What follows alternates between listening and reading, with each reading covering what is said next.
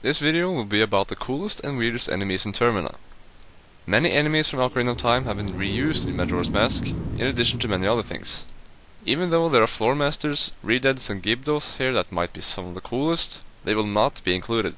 We're trying to keep this as unique as possible, so we're only gonna look at enemies exclusively from Majora's Mask. We're the TheOwnersOfTriforce, and here's our top 5 coolest and weirdest enemies.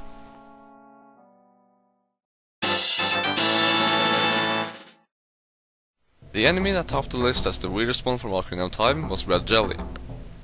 This was mainly because of how they were supposed to help you proceed inside Lord Jabba Jabba's belly.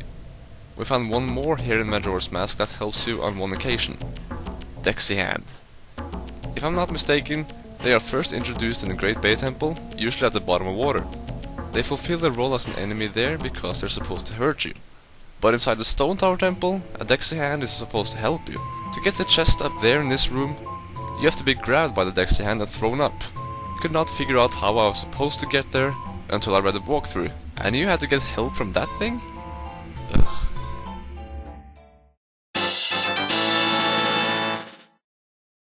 Now, it was harder to find some cool enemies here because this land was filled with all sorts of weird and odd stuff. At least exclusively. But we decided to go with an underwater enemy first seen in the Pirate's Fortress, the Spreko. There's nothing that special about it, it's just that it's a big, cool looking fish.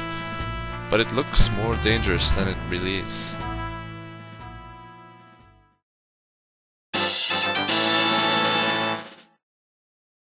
Another enemy that can be seen in water.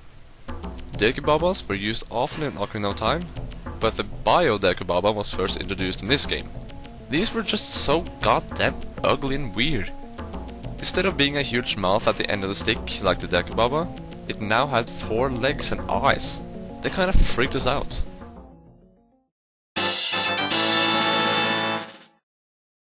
Keys have been the most used bat in the Cell series, and we have seen other bats like the Aches in Zelda 2.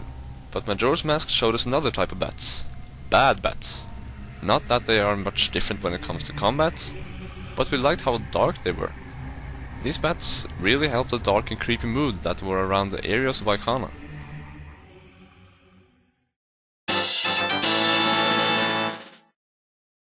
The lands of Icona were filled with undead enemies. Gibdos, Poes, Stall Children, Stalfos, and the Stone Tower Temple gave us a mini-boss that was inspired by the Grim Reaper. There were also other types of enemies here that we have seen earlier in the game. But where the hell did the 2 Igors come from? They're big, they have a huge eyeball, they move like robots but look like some alienized bugs, or how I should put it.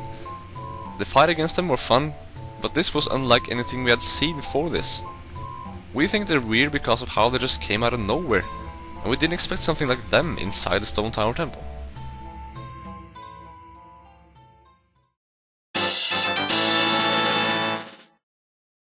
Well, this one isn't that cool either.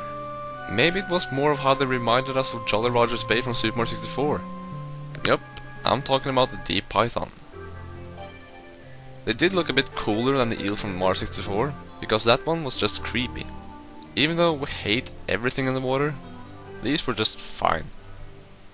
God, this list sucks.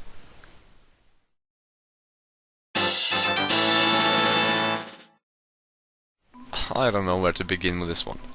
Neds Iran. They kinda look like a mutated form of Gorons. They sit with their arms around their legs, grunt and roll towards you.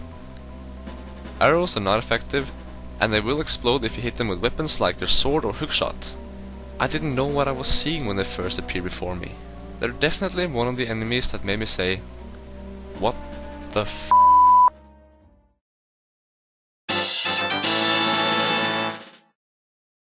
Inside the Stone Tower Temple there's an enemy that caught our attention because of the creativeness. The only way to beat them is by flipping them upside down, just like the temple itself.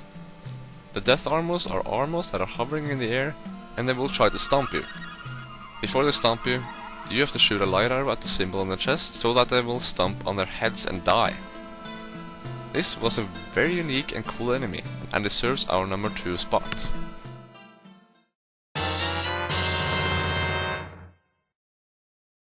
Our number 1 weirdest enemy in Majora's Mask is a real version of a weapon you use. It's a bombchu. But this is the real bombchu. First of all, they look crazy. They look like the craziest animals ever. They have a regular bomb on its tail that will explode when they touch you, and they will die in the blast. They're very annoying and actually creepy. It never happened when I played this on the GameCube to get footage, but when we played this on the N64, they could run over the water to explode themselves when they're next to me. I'm not even kidding. I still remember when it happened in this room. To us, there's no enemy weirder than the real bombchu in Termina.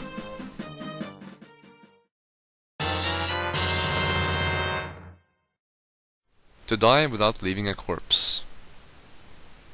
That is the way of us Garro.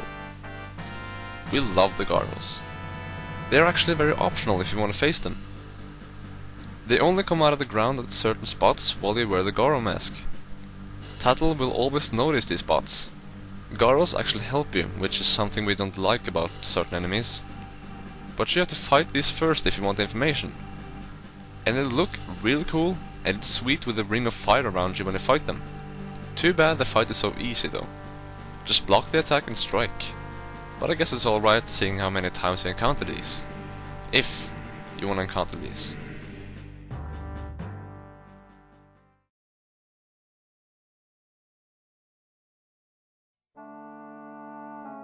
Did you find the enemies to be the weirdest and coolest? Then like the video. You didn't find them to be the weirdest and coolest?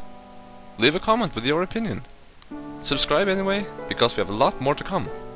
Thanks for watching.